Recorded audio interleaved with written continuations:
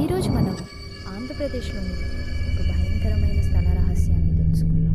అక్కడ జరిగే సంఘటనలు ఇప్పటికీ గ్రామస్తులను భయపెడుతున్నాయి. కొండవీడు కోట. అది గుంటూరు జిల్లాలోని కొండవీడు కోట.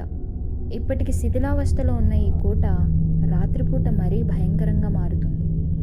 స్థానికులు చెబుతున్న కథ ప్రకారం యుద్ధకాలంలో ఇక్కడ అనేక మంది ప్రాణాలు కోల్పోయారట. చంద్రకాంతి రాత్రుల్లో కోట గోడలపై నడిచే సైనికుల నీడలు ఇంకా కనిపిస్తాయంటారు.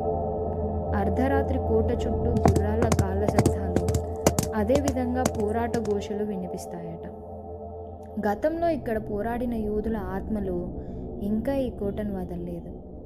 వీరి అరుపులు, వీరి అడుగులు ఇప్పటికీ ఈ గోడల్లో ప్రతిధ్వనిస్తూనే ఉన్నాయట. కాబట్టి ఒంటరిగా రాత్రి సమయంలో కొండవీడు కోటకు వెళ్తే మీరు కూడా ఆ అదృశ్య సైనికుల నీడలు చూడొచ్చు. మిగిలిన రహస్యాలను మరో భాగంలో తెలుసుకుందాం.